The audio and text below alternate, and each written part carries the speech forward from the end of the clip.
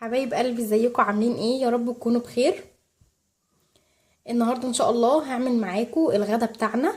هو عباره عن مكرونه محمره بالطماطم وكبد وقوانص بنكهه الفراخ المشويه. ان شاء الله تعجبكم جدا، وصفه جديده وحلوه قوي. يعني ان شاء الله يعني هي هتعجبكم جدا جدا. طعمها جميل وريحتها تحفه تحفه تحفه. هسيبكم بقى دلوقتي مع الفيديو.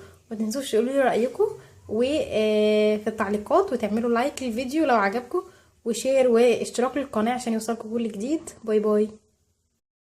دلوقتي معايا كبده بتاعت فراخ والقوانص. الكبد والقوانص دي انا مش شارياها. انا لما بجيب فرخه بشيل الكبد والقوانص بتاعتها، واجمعهم على بعضيهم واعملهم مع بعض في مره. يبقى كده انا عملت اكله من بتكاليف قليله، يعني من غير ما تكلفني. او ممكن لو انتي مثلا بتجيبي الفراخ بتاعت الشهر على بعضها، تغسلي الفراخ كويس، هيبقى معاها الكبد والقوانص دي. تجمعيهم كلهم في كيس واحد وتعملي منهم غدا في يوم ان شاء الله. هتبقى حاجة كويسة وغير مكلفة، وده يبقى نوع من انواع برضو التوفير معاكي في البيت. يبقى كده الكبد والقوانص واللي هو القلب، عاوزة اوريكم بس اهو. القلب برضو ده انا قسماه نصين. غسلهم كويس ومنضفاهم كويس قوي بمية وخل وليمون وملح. وكمان معايا هنا بصلة، ومعايا طماطمايه صغيرة، ومعايا فلفل حامي وفلفل رومي، ومعايا توم حبة حلوين كده. ومعايا طبعا التوابل بتاعتي والزيت، وهنشوف هنعمل مع بعض دلوقتي على طول. في دورق الخلاط بتاعي هحط الفلفل الحامي والفلفل الرومي، وهحط الثوم والبصلة المتوسطة، هحطها برضو في دورق الخلاط. وهاخد تقريبا يعني ممكن نص حباية الطماطم اهي، وهحط عليهم زيت.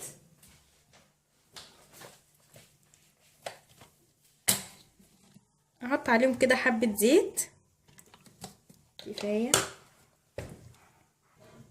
هحط كمان معلقة صغيرة قوي من الخل، بس كده، يعني قليل قوي من الخل. ودلوقتي هضربهم في الخلاط وهرجع لكم. ضربتهم اهم. عاوزه اقول لكم بس ضفت عليهم فنجانين ميه، او كوبايه ميه صغيره. دلوقتي بقى تعالوا نشوفوا هنعمل ايه في الكبد والقوانص. في الطاسه بتاعتي على النار هحط زبده بلدي، في اللي هي الزبده البلدي الفلاحي.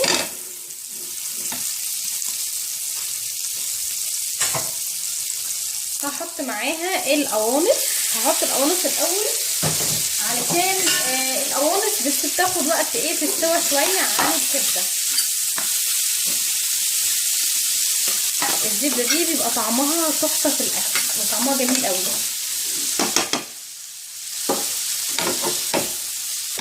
هدي كده للقوانص تشويحه مع السمنه. اديت للقوانص تشويحه، هحط بقى الكبده وهقلب برضو، هقلب كويس قوي.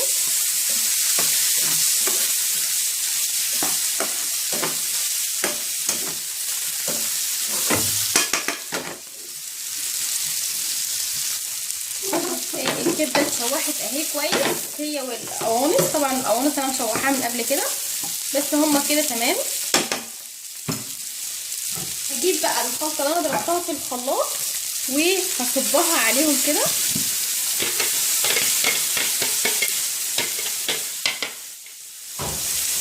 اهو، واقلب كده كويس. الاكله دي ان شاء الله تبقى واخده معاكي طعم الفراخ المشويه، هتبقى حلوه قوي ان شاء الله، هتعجبكم جدا. دلوقتي بقى هنشوف التوابل بتاعتي ايه. هحط حوالي 3 فصوص حبهان مفتوحين كده علشان يطلعوا النكهه بتاعتهم اهو، مفتوحين علشان يطلعوا النكهه كويس. وهحط حوالي معلقه صغيره من الكمون. الكمون طعمه حلو قوي مع الاكله دي برضو. ومعلقه صغيره من الفلفل الاسود، وحوالي نص عود كده من القرفه، وهحط كده معاها ورقتين لورا، ومعلقه صغيره من البهارات. ممكن بهارات لحمه، ممكن بهارات فراخ، براحتك. هتديها طعم حلو برضو. ورشه كده من الزعتر طعمه حلو قوي في الاكله دي برضو، جميل. وشويه ملح، طبعا الملح حسب الرغبه، ما تكتريش برضو، انا مش هكتر علشان السمنه البلدي اللي حطيتها فيها ملح اصلا. بس كده، واقلب اهو، واغطي عليها بقى واسيبها تستوي. لو يعني هي ان شاء الله تستوي، بس لو حسيت ان الميه اللي فيها نشفت ومحتاجه ميه وهي لسه ما استوتش، احط لها كده حبه ميه لغايه ما تستوي معايا. دلوقتي هعمل معاكم كمان المكرونه المحمره. حطيت حته سمنه بلدي برضو، وهحط المكرونه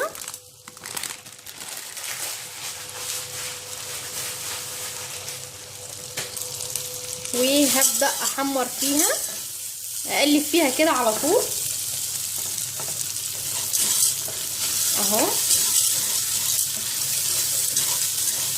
اهو حمرتها، حمرت معايا كويس قوي اهي. دلوقتي بقى معايا طماطم انا ضرباها في الخلاط، هتش بيها اهو.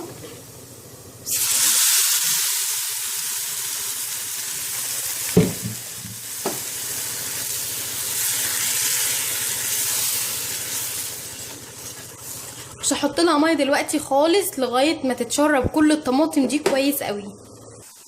المكرونه اتشربت الطماطم كويس قوي. دلوقتي بقى معايا ميه مغليه، هنزل بيها كده على المكرونه اهو. انا بحب ميتها زياده، يعني بحب الشوربه فيها تبقى زياده. انتي لو عندك شوربه برضو ممكن تعملي بيها، انا ما عنديش شوربه فعملت بميه مغليه. طبعا بقى كميه الميه اللي انتي تحبيها، بس طبعا مش زياده قوي يعني عن اللزوم، لان هي يعتبر واخده 3/4 سوا او نص سوا بالطماطم. دلوقتي بقى هحط لها شويه ملح اهو، خلي بالك عشان الطماطم برضو بتبقى مالحه. وهقلب واسيبها بقى تستوي. هخليها دلوقتي على نار عاليه وتبدا تغلي معايا شويه، وبعدين ههدي عليها النار تستوي بقى على نار هاديه، تتشرب كل الميه دي. بس كده يا بنات، خلصت المكرونه اهي. شوفوا عامله ازاي، جميله قوي، طعمها تحفه. والكبد والقوانص ريحتها وطعمها جميل جدا جدا بنكهه الفراخ المشويه، طعمها حلو قوي قوي. جربوها ان شاء الله تعجبكم جدا. هشوفكم في فيديو جديد ووصفه جديده ان شاء الله. متنسوش تعملوا لايك وشير واشتراك للقناه. السلام عليكم ورحمه الله وبركاته.